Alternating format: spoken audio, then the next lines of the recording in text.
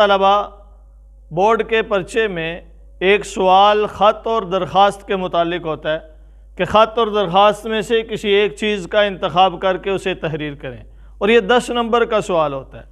خط کی اگرچہ فی زمانہ وہ حیثیت اور ویلیو نہیں رہی جو گزشتہ زمانے میں تھی، خط کو عادی ملاقات سے تعبیر کیا جاتا تھا اور آج بھی کیا جاتا ہے۔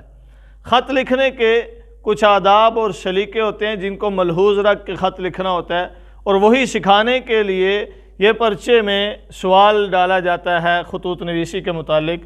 خط کے بنیادی طور پر 3 اجزاء ہوتے ہیں۔ سب سے پہلے آداب اور القابات، دوسرے نمبر پر نفس مضمون، اور تیسرے نمبر پر الوداعی کلمات۔ خط لکھتے ہوئے یہ پیش نظر رکھنا ہوتا ہے کہ میں جس کو خط لکھنے لگا ہوں اس کی حیثیت اور مقام کیا ہے، اور اس کے اعتبار سے اسے ان آداب اور القابات سے نوازا جاتا ہے۔ اس کے بعد نفس مضمون کہ جو خط لکھنا چاہتے ہیں، جو اپنا مدعا ہے اسے کیسے بیان کر سکتے ہیں اور مختصر لفظوں میں کیسے اپنی بات مخاطب تک پہنچا سکتے ہیں۔ تیسرے نمبر پر آخر میں الوداعی کلمات ادا کرنے ہوتے ہیں، اور خود اگر جس کو خط لکھا جا رہا ہے وہ بڑا ہے اور خود چھوٹا ہے تو عاجزی کا اظہار کرنا ہوتا ہے۔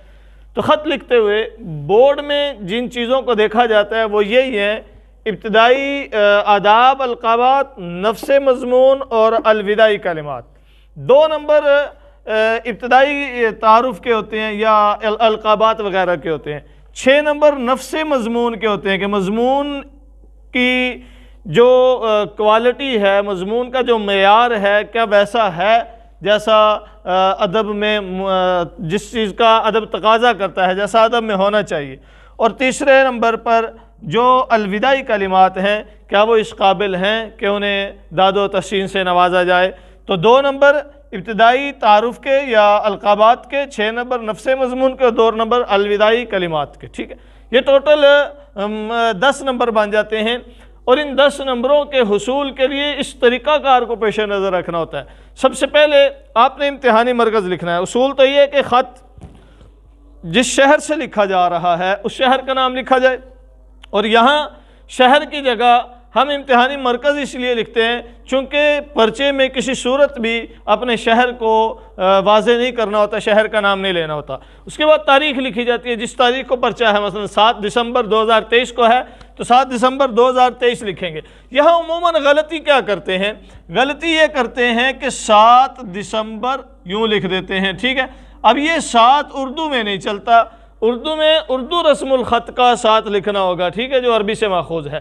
7 دسمبر 2023 یوں لکھا ہوگا تو اس کے نمبر بھی وہ کاٹ لیتے ہیں، اس لیے کہ یہ عدد جو رسم الخط کا ہے یہ اردو میں مسلم نہیں ہے۔ اس کے بعد جس کو خط لکھا جاتا ہے اس کو کیسے مخاطب کیا گیا ہے؟